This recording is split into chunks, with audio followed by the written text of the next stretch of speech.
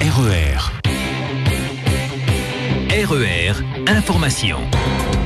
Et nous retrouvons le journal présenté par Éric Michel. Bonjour. Bonjour à tous. Accident entre deux voitures vers 7h45 à hauteur du radar du Chaudron en direction de Saint-Denis. Les voitures se trouvent sur la voie de gauche. Les secours sont sur place. Gros embouteillage à l'arrière.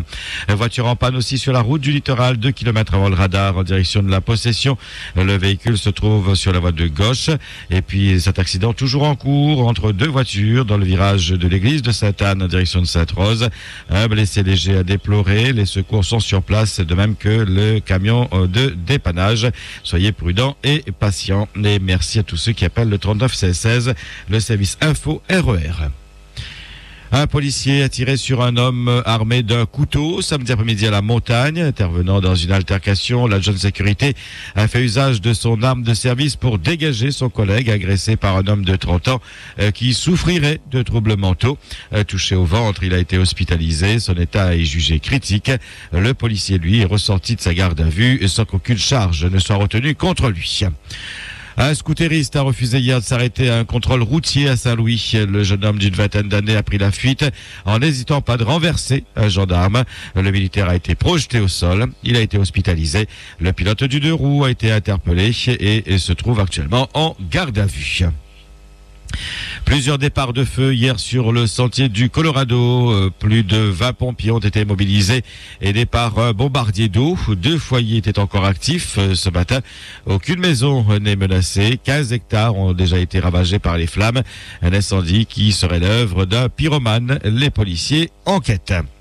Feu de canne aussi à Saint-André, chemin Badamier. 4 hectares au moins ont été détruits. Le vent fort et le terrain accidenté n'ont pas facilité le travail des pompiers. C'est la 5e fois depuis le début de la campagne sucrière que son champ est incendié, déclare le propriétaire. Plusieurs heures d'intervention et plusieurs brigades de pompiers pour maîtriser aussi le feu de végétation.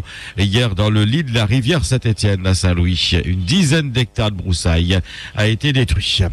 Une femme est morte vendredi soir en arrivant à la caserne des pompiers de la Plaine des Cafres, victime d'un malaise. Ses proches conduisent la femme de 58 ans à la caserne, mais lorsqu'elle est prise en charge par les pompiers, elle était déjà en arrêt cardiaque. Elle n'a pas pu être réanimé. À la suite d'une dispute conjugale, un homme a menacé dans la nuit de samedi à dimanche de jeter son bébé de 15 mois du balcon de son appartement à Sainte-Clotilde. Rapidement sur place, les policiers ont pu le raisonner et l'ont interpellé. Il sera jugé ce matin par la procédure de comparution immédiate.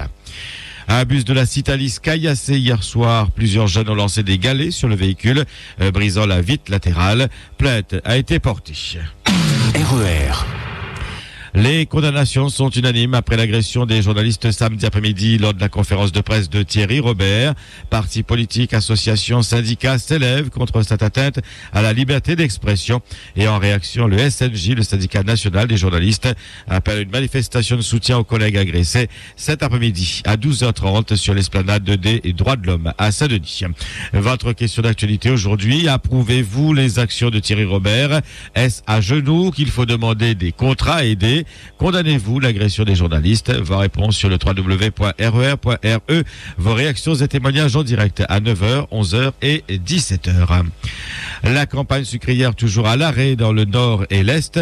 L'usine de Bois-Rouge ne réceptionne pas de canne. Et pourtant, vendredi, les planteurs ont obtenu que la sonde pénètre dans les chargements qu'à 1 mètre au lieu d'1,50 m. Un expert arrive dans l'île cette semaine pour déterminer s'il y a ou non perte de jus de canne et donc de richesse. Mais les négociations ont bloqué sur les lieux des tests. Les usiniers veulent que ça se fasse uniquement à Beaufort-Saint-Benoît, alors que les planteurs réclament que ces tests soient pratiqués sur l'ensemble des centres de réception. Conséquence donc, l'usine de Bois-Rouge ne travaille pas, ne réceptionne pas de canne depuis ce matin encore et pour la 2e semaine. RER. 8h05 sur RER, c'est la fin de cette édition. Merci de votre attention. Bon début de semaine. À tout à l'heure, 12h30. RER, la radio qui vous transporte sur toute l'île.